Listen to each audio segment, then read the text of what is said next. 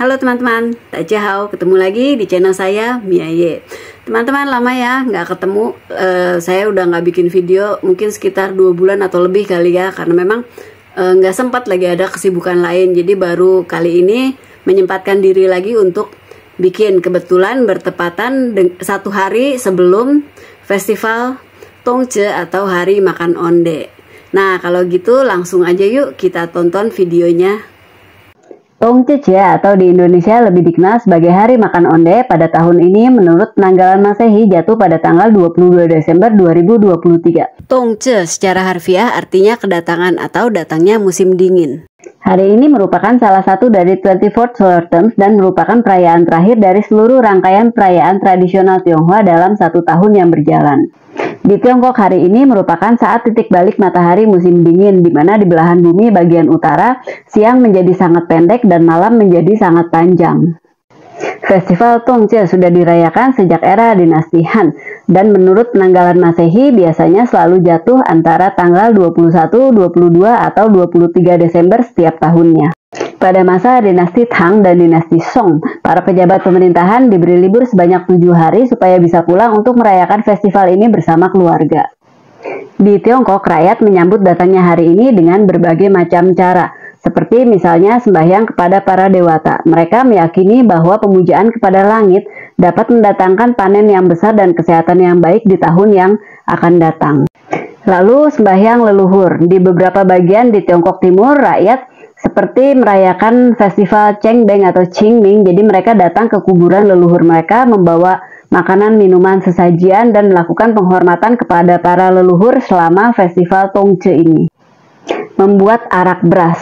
Ini salah satu tradisi yang terdapat di Tiongkok Selatan. Jadi pada masa musim dingin ini mereka biasa meminum arak beras untuk menghangatkan tubuh dari dalam selama masa musim dingin ini. Jadi mereka biasanya membuat sendiri minuman arak beras tersebut.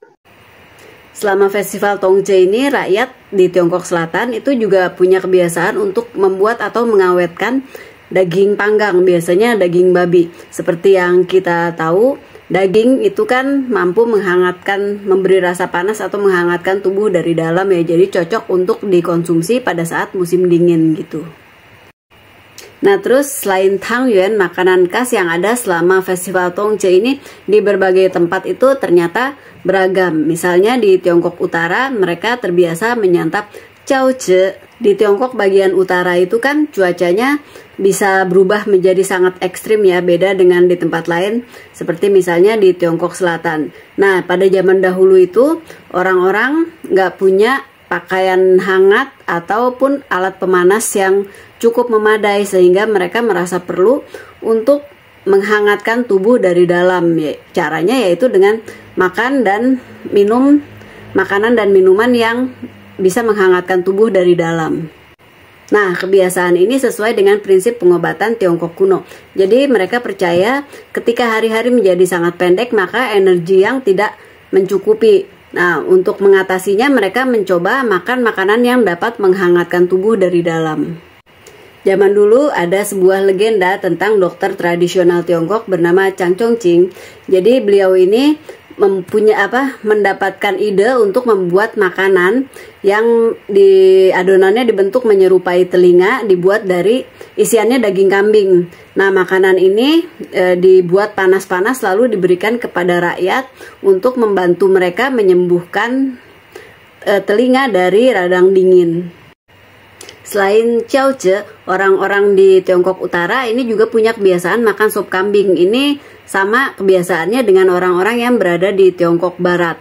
Jadi menurut pengobatan tradisional Tiongkok, daging kambing itu dipercaya merupakan makanan sehat yang dapat menambah darah sehingga cocok dimakan pada saat musim dingin gitu.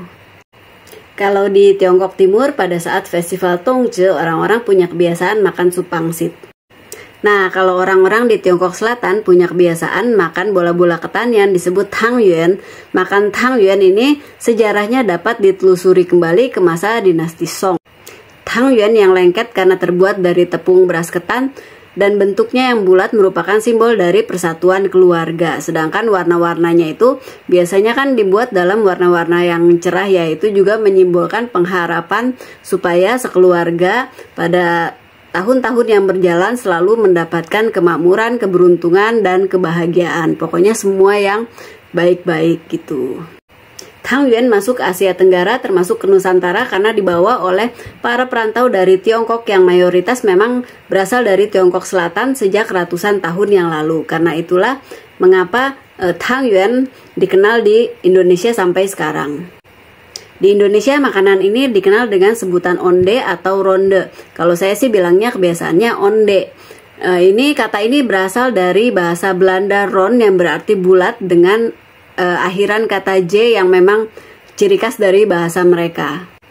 Tapi kata ron plus J itu agak sulit diucapkan oleh lidah lokal. Jadi mereka menyebut makanan ini sebagai ronde atau onde.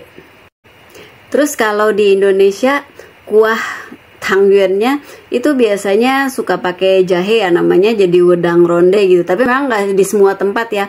Kalau di tempat saya, kalau di rumah saya bikin untuk sembahyang onde itu dari dulu sampai sekarang ya tetap kuahnya kuah gula putih, bukan kuah jahe gitu. Nah, kalau di tempat teman-teman gimana? Masih merayakan tradisi ini atau enggak? Masih suka makan onde enggak pas hari Tongce ini? Boleh silahkan berbagi ceritanya di kolom komentar di bawah ini.